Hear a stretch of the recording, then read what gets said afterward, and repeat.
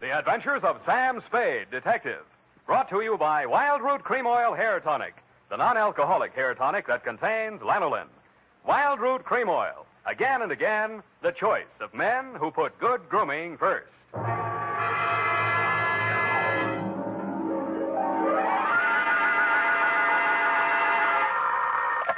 Sam Spade Detective Agency. This is Mad Scientific Detective number 137596. Sam, no matter what anyone says, I'll stand by you. You're nothing of the sort. Not scientific? Of course not. You're two-fisted.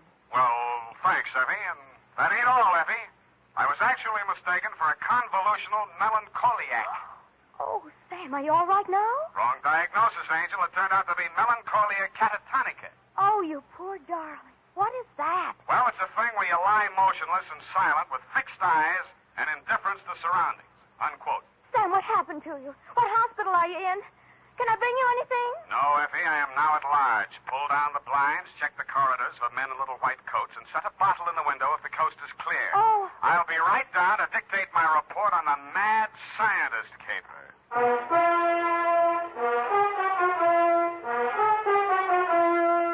Dashiell Hammett, America's leading detective fiction writer and creator of Sam Spade, the hard-boiled private eye, and William Spear, radio's outstanding producer-director of mystery and crime drama, join their talents to make your hair stand on end with the adventures of Sam Spade. Presented by the makers of Wild Root Cream Oil for the hair. Nobody has to tell you that a neat personal appearance can have a lot to do with helping you get ahead on the job. Now, the first step to a good appearance is well-groomed hair. And I mean hair that's groomed with Wild Root Cream Oil. Wild Root Cream Oil always grooms the hair neatly and naturally. It relieves dryness, removes loose dandruff. Yes, men, to look your best at all times, spruce up with Wild Root Cream Oil Hair Tonic. Again and again, the choice of men who put good grooming first. And now, with Howard Duff starring as Spade, Wild Root brings to the air the greatest private detective of them all in the adventures of Sam Spade.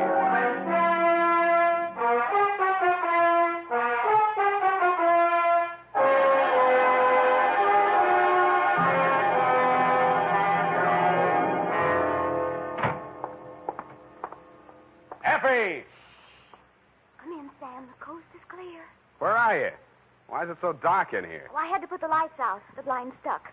I couldn't get it down. The heat's off, Effie. Let there be light. Oh, I'm so glad. Now, let me look at you. Don't look at me like that and stop whispering. Oh, Sam. Did you get me all upset like that just for a joke? It's no joke, sweetheart. You really sick? Yeah, just sick of some of the types I made in this business. Oh, sad. Date July 25, 1948, to Detective Lieutenant Dundee, Homicide Detail, San Francisco Police, from Samuel Spade, license number 137596. Subject, the Mad Scientist caper. I worry so. Dear Dundee, he looked like a mad scientist, and that's exactly what he was. His eyes had a wild gleam in them, his hair was a wild tangle, and he was wearing a wild assortment of clothing that looked as if they'd been slept in shifts. He leaned across the desk at me and said, "They have stolen my secret formula." "They have? Gee, that's too bad." Oh, you think I'm crazy? "I don't know yet. I just met you." My name is Raymond Fox. Does that mean anything to you? Raymond Fox. Yeah, I think it does, but I don't quite remember what. I invented the helioscope. Helioscope? No, that wasn't it. I also synthesized hydroxylamophotochronoton. That was it. Yes, but unfortunately, production costs were prohibitive. But you didn't let that discourage you. Oh, no, indeed. You see, after a brief illness, I was back in my laboratory, perfecting my greatest contribution to science, what may prove to be the greatest contribution of science to humanity. I call it penetron. Penetron? That is what they have stolen, the secret formula for penetron. Penetron, huh? Now, what exactly is penetron, Mr. Fox, and who are they? Well, penetron is a plastic with a molecular structure which repels atomic radiation more efficiently than lead, yet weighs less than aluminium. Oh, that. Do you realize the significance of this? Well, And imagine a motor no larger than a cigar box, with a power potential that even I don't believe, but they do. Who's they? Grierson Enterprises. Now, how do I know this? When I applied to the patent office to protect my discovery, I received this letter. Here, go on, read it for yourself. Commissioner of Patents, Washington, D.C. Dear Mr. Fox, your application for patent on formula designated under the trade name Penetron is hereby rejected. You see. Both formula and trade name, together with descriptive material identical to yours, have been registered by Mr. Albert Grierson, Grierson Enterprises, San Francisco. Very truly yours, George Sherman, Acting Deputy Assistant Commissioner. There. You see? Yes. You don't need a detective, Mr. Fox. What you need is a good patent lawyer. Lawyer? I have one. A legal ball of fire named Roscoe Manning. You know this scoundrel? Yeah? He's got an okay reputation. And I am paying for it. $3,000 in retainers. And now he tells me he can do nothing. Insufficient evidence, he says. What is this outfit, Grierson Enterprises? Yeah, a snare in a delusion with rented furniture, unscientific ventilation, and dirty work at the switchboard. Mm-hmm. How did they get hold of your formula? Well, it must have been while I was ill. They came and took it away. Out of your laboratory? Oh, well, what does it matter where? I've got to start someplace. Start with the man. I promise you he's a crook. If he steals from me, he's stolen from others. If we can prove that, then I have a case. Well, I can't promise you anything, Mr. Fox, but I'll see what I can do. Will $100 be enough for your retainer? Too much. 25 now, and the balance if I can do anything for you.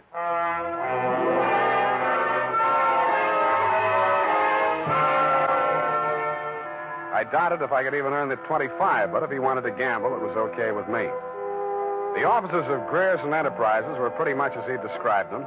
A beautiful front, especially at the switchboard. Grierson Enterprises, good afternoon. No, Mr. Grierson's out of town. No, I don't know when to expect him. I'll be right with you. That's good news. Grierson Enterprises? No, he is not. No, I do not, and he doesn't want to talk to you in any case, Mr. Manning. Oh, if it would just stop. Can't you shut it off? I might as well. Nobody seems to believe me anyway. You weren't looking for him, too, I hope. Oh, please, just tell me you're selling magazines or collecting salvage or just anything. My card. Oh, detective. Mr. Grierson hasn't done anything, has he? That's what I want to find out. My client says he swiped his secret formula. Oh, not that maniac. You don't look the type. You know he's mad, don't you? Maybe yes, maybe no. Personally, I'm crazy about money. Mad money, pin money, or dirty money. Your employer didn't happen to leave any lying around, did he? No, but he has a charge account at a bar downstairs in the building, and it's nearly 5 o'clock. Could you cross-examine me there? I thanked her as gallantly as I could under the circumstances. She said, "Wait here, I won't be a minute." And while she was gone, I made a quick frisk of the office. The file cabinet was empty. Grierson's desk contained nothing but 2 unsharpened pencils, tobacco crumbs, a rubber band, some rusty paper clips, an old gas bill, a glass ampule, broken, labeled sodium denadrine for intravenous injection, and a business card from one Roscoe Manning, attorney at law.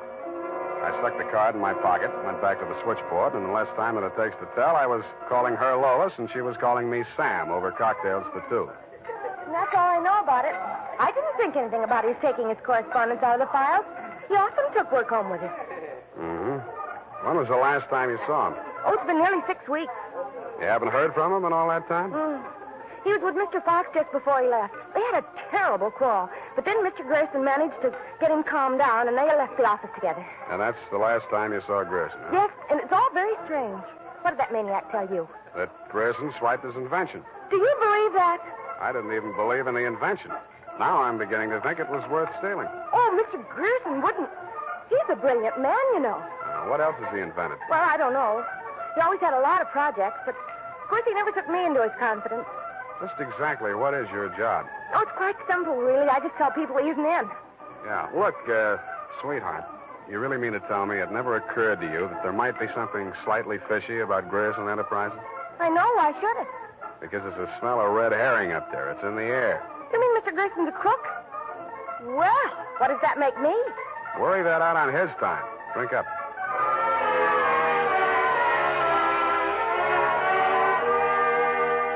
She looked as if she were telling the truth. Though with women, especially blue-eyed women, that doesn't always mean anything. If she had anything more to tell, she obviously wasn't ready yet to tell it. I asked her to come up and listen to my Herb Jeffries records.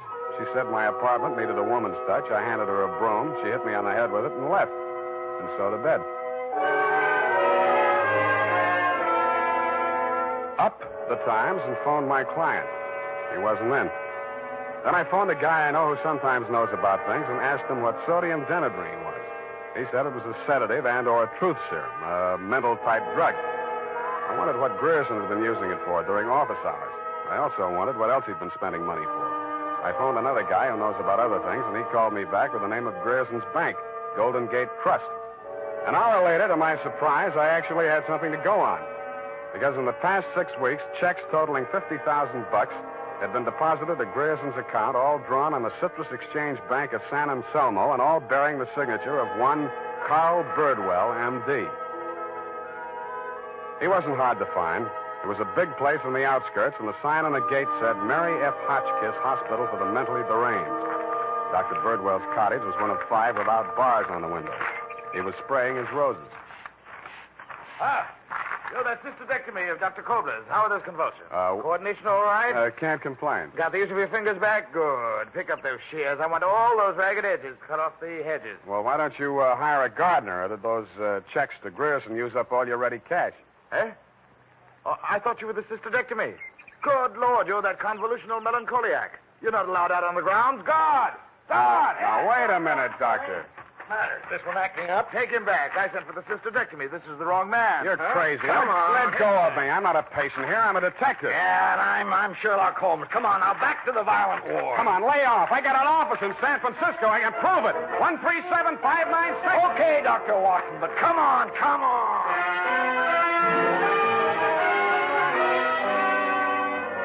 And in more time than it takes to tell, due to the guard's jiu-jitsu, I was disrobed, straitjacketed, and rolled into a wet sheet. A full-fledged inmate of the Mary F. Hotchkiss Hospital for the Mentally Deranged, which is exactly where I belong for having taken Mr. Fox's $25.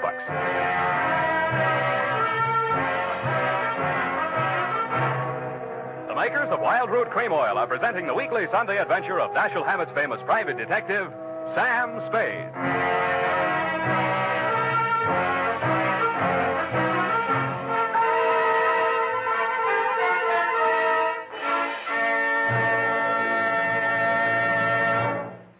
If you want the well-groomed look that helps you get ahead socially and on the job, listen.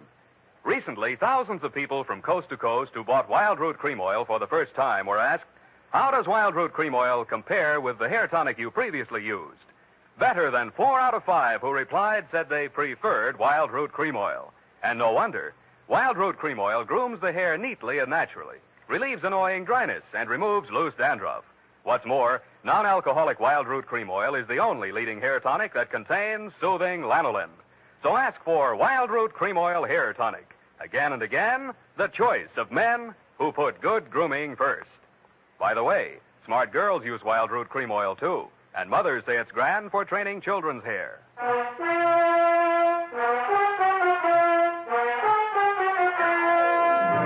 And now, back to the Mad Scientist Caper. Tonight's adventure with Sam Spade.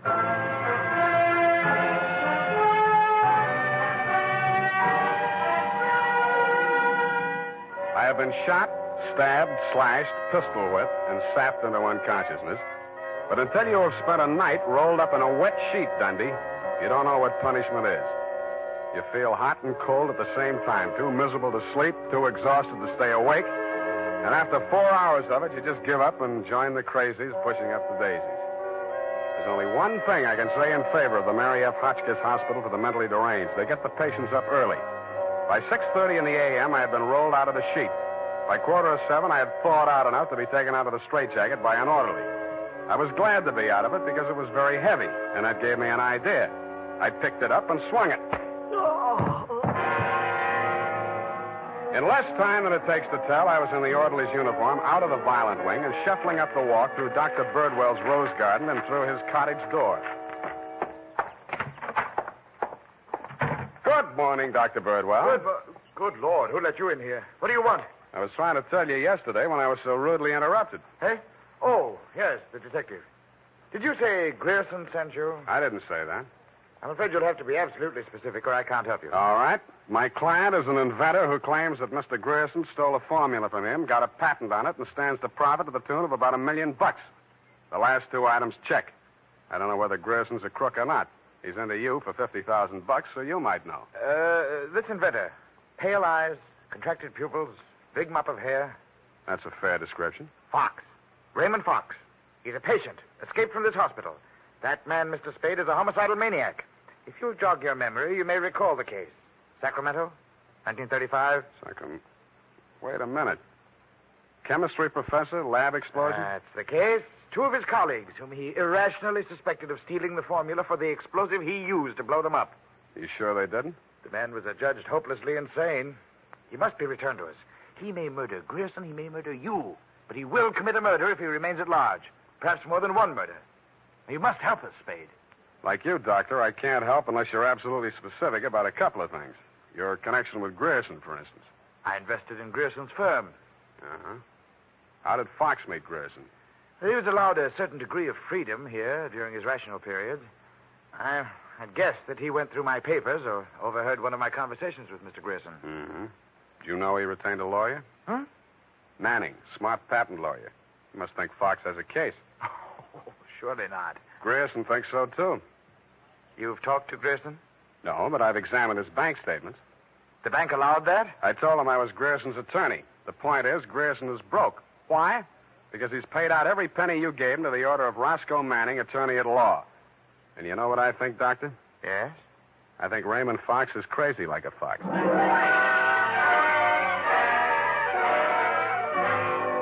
I had the same idea about Dr. Birdwell, but I didn't say so. I didn't feel up to spending another night in a wet sheet.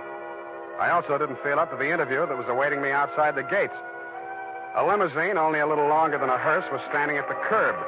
A round, pink head with a gray Homburg on it bobbed out at me from the driver's seat and said, Mr. Spade? Yeah? Roscoe Manning. How'd you do? About $49,975 less than you've done in the caper so far. The law is a lucrative profession, my boy. Get in. I'll drive you back to town. No charge? Yeah, I'll even give you some free advice, sans retainer. Well, sir, you were an elusive chap. I've had the devil's own time catching up with you. How did you? I won't ask why. I am not without resources. Now, as to our mutual client, Mr. Fox, obviously you've learned a good deal about him. Dr. Birdwell says he's cuckoo, and it's only a toss-up which one of us he's going to blow up first. Just about what you'd expect from a medical man. If you'd listened to as much conflicting medical testimony in court as I have, you'd take them all with a grain of salt. Or should I say soda mint? Or sodium denadrine? That's a mysterious remark. I was just trying it on for size. It didn't fit. Mm-hmm. Well, sir, here is my proposition. As to Fox's sanity, it's of no importance. He has money, and I think he has a case. We can always get a doctor to say he's back in his right mind. Where do I fit into your scheme? You just keep looking for Grierson. And watch that secretary of his. I don't trust her. Anything else? Oh, I almost forgot. Here's $500, and here's your ticket to Chicago. I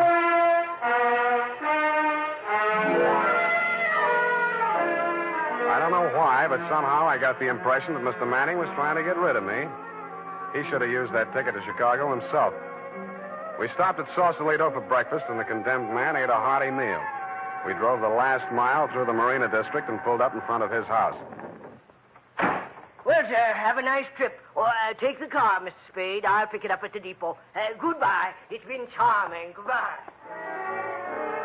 He backed across the sidewalk, waving, and I waved back.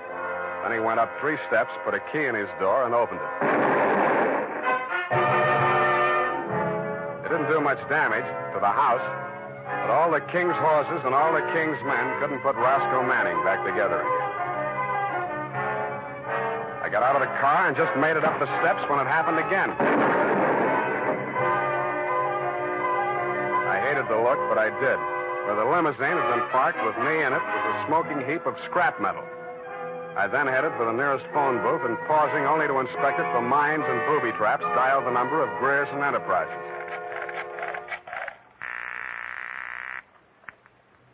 Grierson Enterprises. Lois, Sam Spade. Sam, darling, thank you for the present. What present? I haven't had a chance to open it yet, but I think I can guess what it is. A traveling clock. You mean a package arrived and it ticks? Oh, darling, don't be such a tease. Now, Lois, listen. Oh, all right, I'll open it now. Throw it out the window. No, don't do that. Pedestrians, innocent bystanders. Have you got a metal wastebasket there? I think so, yes. Well, fill it up with water and throw the package into it. And ruin my lovely clock? It is not a lovely clock. It's a lovely booby trap. Oh, go on. I'm serious. Manning just got one of them, and what's left of him is on the way to the morgue. Oh, I think I'm going to faint. Lois! Lois! Wake up! Pour some water on yourself. Hello, hello!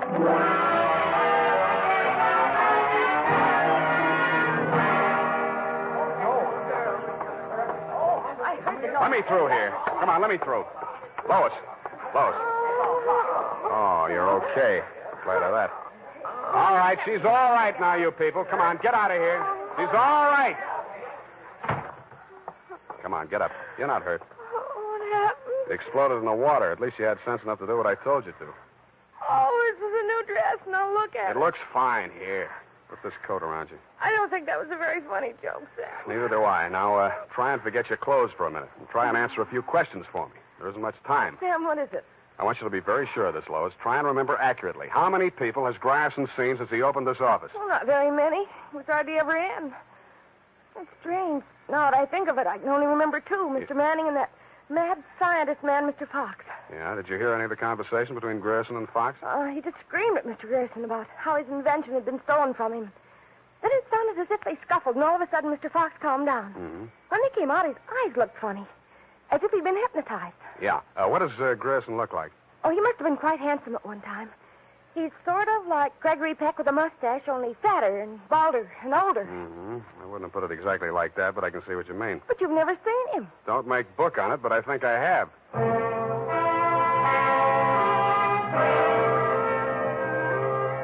I made 3 phone calls.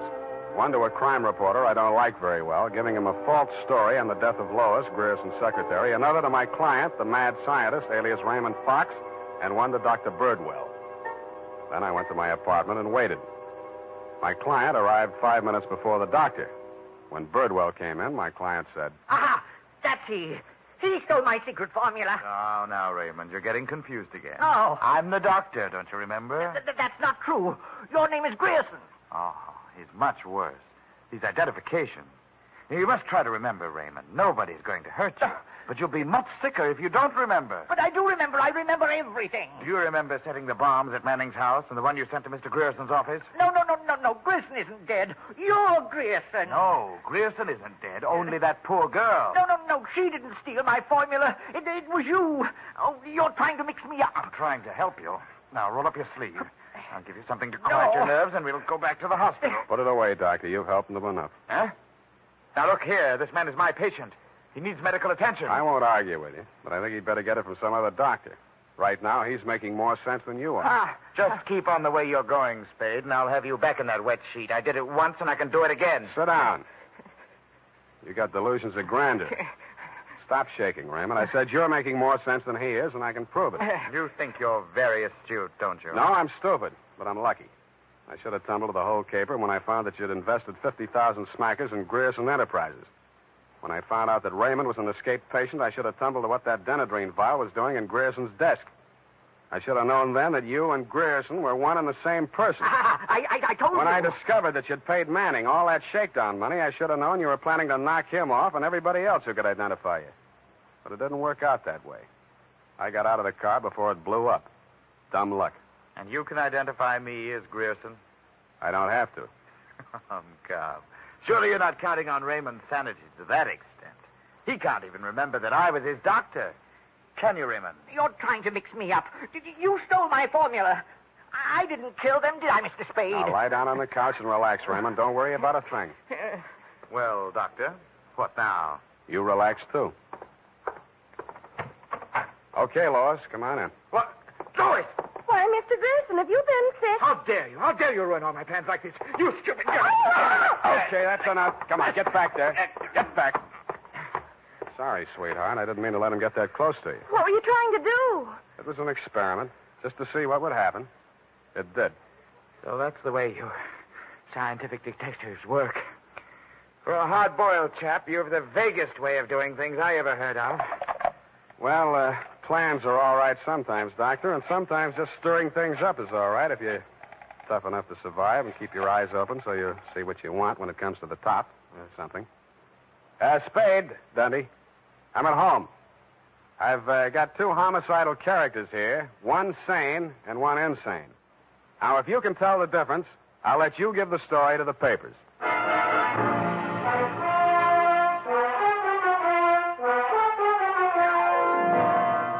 And that, Lieutenant D, is the crop. You picked the wrong one. Figures. It's as simple as this. Raymond Fox was the loony, But Birdwell, alias Grierson, conceived and executed the whole scheme, including the explosions.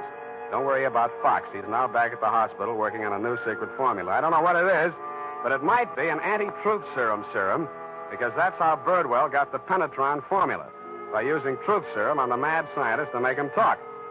Anyway you figure it, he's crazy like a fox. His enemies are all dead or on their way, and he's as snug as a rug in a bug house. Period. End of Looney Tune. Well, of all... Well, just imagine.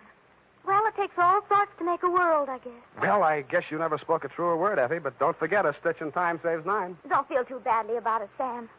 Better late than never. You took the words right out of the horse's mouth, but it's later than you think, Angel. Type that up, Angel, and while you're at it, see if you can think up a way to teach an old dog new tricks.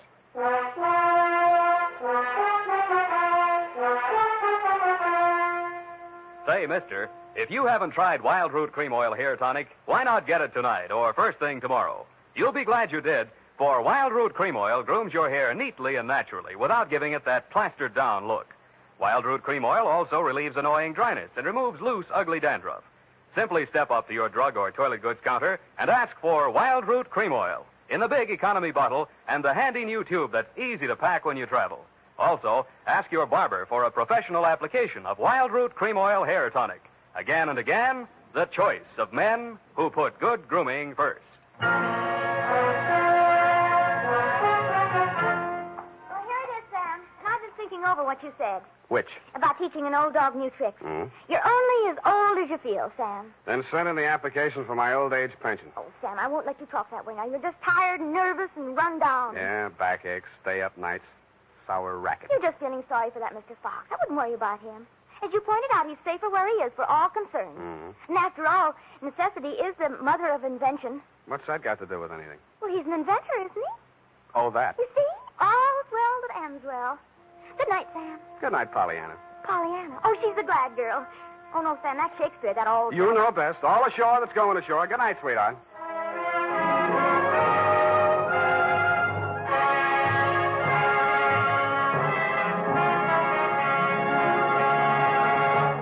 The Adventures of Sam Spade, Dashiell Hammett's famous private detective, are produced and directed by William Spear.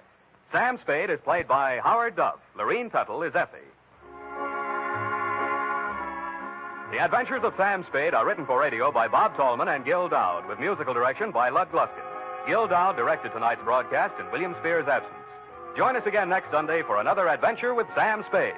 Brought to you by Wild Root Cream Oil, again and again, the choice of men who put good grooming first.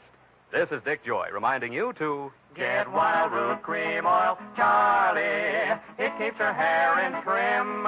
You see, it's non-alcoholic, Charlie. It's made with soothing lanolin. You better get Wild Root Cream Oil, Charlie. Start using it today. You'll find that you will have a tough time, Charlie. Keeping all the gals away. Hiya, Baldy. Get Wild Root right away.